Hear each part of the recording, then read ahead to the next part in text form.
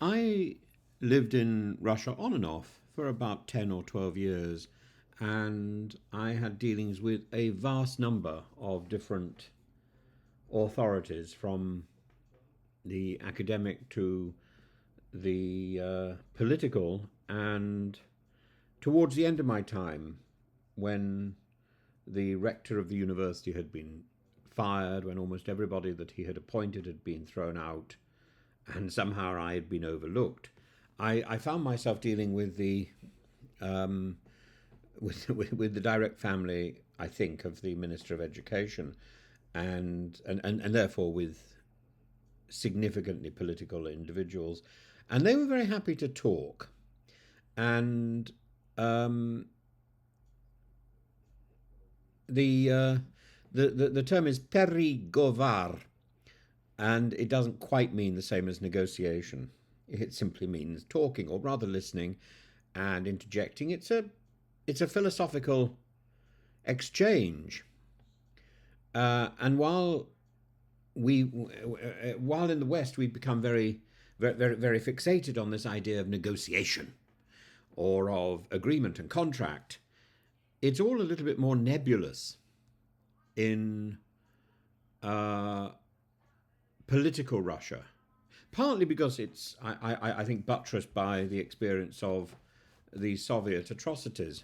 And I think there are parallels that I can find in living in Greece, where very often in the middle of a conversation somebody would make a reference to Odysseus, the great liar, the great cheater, the great rogue, who is also, still even in today's world, a modern hero.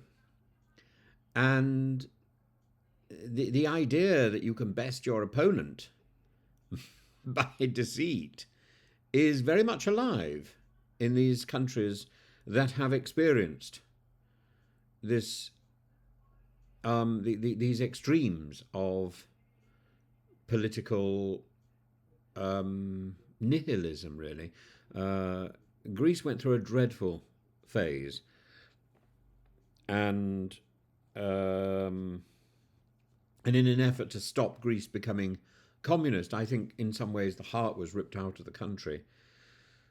Uh, and I still think it's in a state of recovery. But Russia, you you very easily see two sides of the same people. So this idea of negotiation, which the West is very keen to engage in with Putin, and Putin quite happily would think, yeah, let's talk, because it doesn't really mean anything. It means to talk rather than to resolve. And the fundamental divergence in that meaning explains why every diplomatic agreement with Russia follows a predictable cycle. Russia agrees, extracts concessions, then reneges when it's no longer serving its strategic aims. If this sounds familiar, it should, because Stalin mastered this art at Yalta in 1945, promising fair elections in Eastern Europe, a free Poland, while secretly ensuring that the Red Army would impose Soviet rule. He agreed to everything, he delivered nothing. A template that Putin has followed with remarkable consistency. And we should have our eyes open. You know, when we go back, even in very recent history, the Budapest Memorandum, 1994, Ukraine agreed to surrender 1,900 nuclear warheads, the world's third largest arsenal, in exchange for territorial assurances from Russia. And when Russia invaded Crimea in 2014, it dismissed its commitment by claiming Ukraine's political turmoil voided the agreement, an excuse nowhere in the text. The West condemned the violation but did nothing to enforce the agreement militarily, though the US and the UK were part of that agreement, showing to Russia that diplomatic commitments could be exploited without consequence. And that should be a millstone hanging around David Cameron's neck. The Minsk agreements in 2014 and 2015, which we hear so much about in the comments section, and I'm sure there'll be somebody only too happy to push out the Minsk agreements today. Russia signed ceasefires ending the war in the Donbass. And while claiming to be a neutral mediator, it secretly armed, funded, and directed separatists, the Orthodox Brigade, the Wagner Brigade, and so on. The agreements were a smokescreen. Moscow stalled, rearmed its forces, and prepared for a full-scale invasion in 2022. And of course, Zelensky was keen to renegotiate the Minsk agreements because they weren't working. And the Minsk agreements were broken by Russia. So there's no point in saying, Ukraine should abide by the Minsk agreements. Russia didn't. Russia broke those. As Russia also broke the Black Sea grain deal, which was negotiated by Erdogan. Russia agreed to allow Ukrainian grain exports to prevent a global food crisis, and it deliberately slowed inspections, then withdrew entirely, citing Ukrainian attacks. And within days, it was bombing Ukrainian grain storage sites in Odessa, showing that the deal was a strategic tool rather than a real commitment. The treaties, the INF Treaty, the missile violations, 2019, the 1987 INF Treaty, banned land-based missiles of a certain range. Russia developed and deployed the 9M729 missile, then denied everything. And the US withdrew from the treaty in 2019, allowing Russia to expand its arsenal while shifting blame onto Washington. The 2008 ceasefire in Georgia, after its invasion of Georgia, Russia agreed to withdraw its forces. It never did. It never withdrew. It quietly established military bases in South Ossetia and Abkhazia. The outcome, Georgia remains partially occupied, permanently destabilized and blocked from NATO. And that's what Russia wants in Ukraine. Russia wants that capitulation in Ukraine, and Zelensky was not prepared to roll over. You can be even more personal with the Alexei Navalny poisoning. Russia allowed him to receive treatment in Germany, creating the illusion of restraint. But the moment he returned, he was immediately arrested and handed ever-increasing sentences. And Russia had never intended to let him go free. It simply bought time by agreeing to talk, not negotiate, not be bound by an agreement. The New START Treaty in 2023, Russia agreed to allow nuclear arsenal inspections under the New START. In 2023, it suspended the US inspections, but still demanded that Washington comply. Russia keeps its arsenal unmonitored while accusing the US of bad faith. The West always falls for this because partly it's about language and partly it's about culture. Western diplomacy operates on a principle of good faith. Treaties are legally binding, violations carry consequences, mutual trust matters. Russia, by contrast, sees negotiations as a means to buy time, a tool to extract advantages, a strategic deception rather than an end goal. And I was caught up in a lot of this language when I was at the university, and I had negotiations to move from the from the chair in education to the chair of theology, and I was shown my office. I was introduced to my secretary, and I thought, this is all well and good, but unless they actually make good with payments, I'm not going to hurry back. And before I knew what had happened, COVID was intervening. So when people ask me, what are you a professor of? I don't know anymore. I don't know whether I'm still a professor of education or whether I'm a professor of theology. And in a way, it doesn't really matter. I have not broken my undertaking. I've not broken my word. But the people I was negotiating with were playing this game. And the word that was used was perigovor. It's a talk, not a resolution. It's a talk. Perigovor. And, be really careful when you have a talk with political Russians, because they've been brought up on the Soviet system and the Soviet understanding of that word. There's effectively a Soviet dictionary, which is different to the ordinary dictionary of Russian. the art of negotiating, is itself a victory for the Kremlin. Every Western concession, whether on sanctions, military aid, security guarantees, whether political or academic, is a strategic gain. They're laughing behind their hand. The West keeps playing chess, assuming Russia plays by the same rules, but Russia isn't playing chess.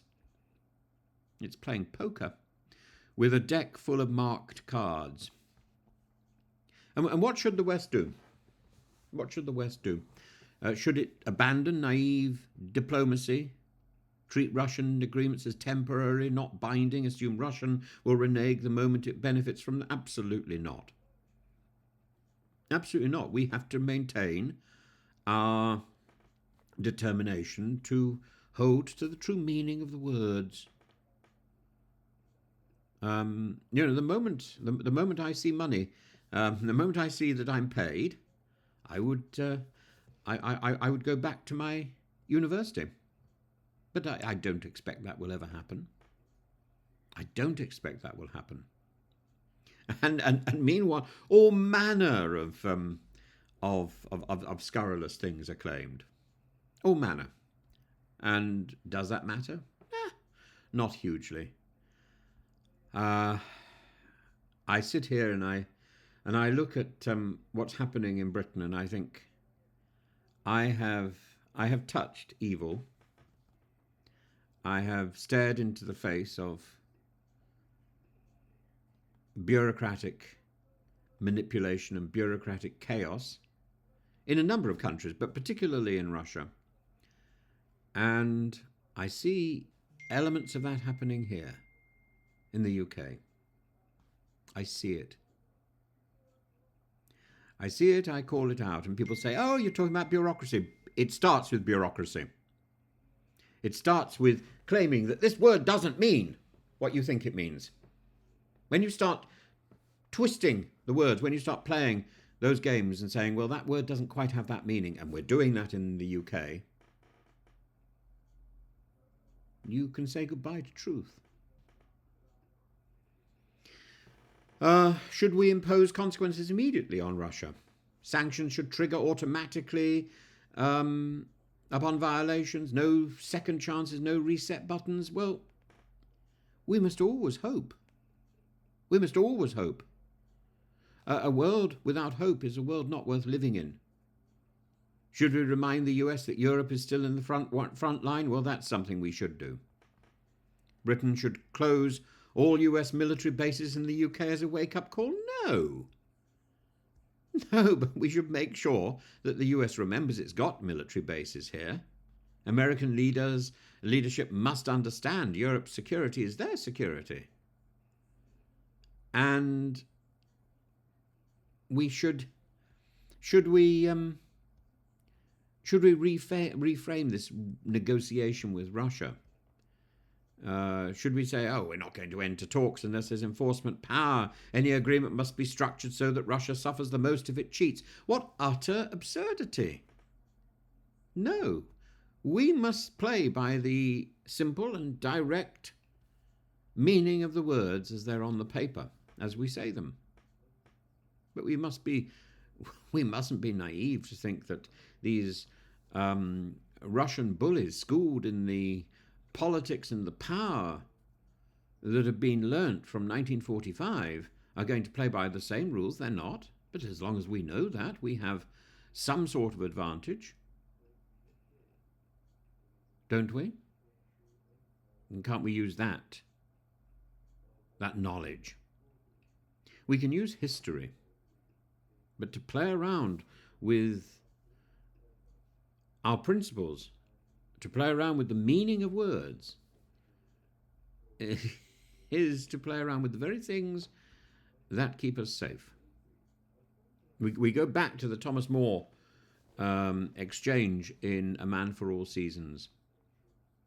Would I destroy the law to trap the devil? No. No. The law is written in words, and those words must have absolute meaning. And if we change those, then we change everything. We start knocking down the very walls that we build up to protect ourselves. Putin isn't a unique case.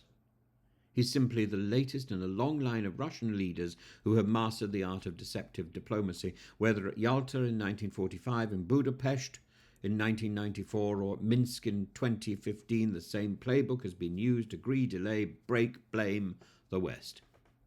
And understanding переговор isn't just about semantics.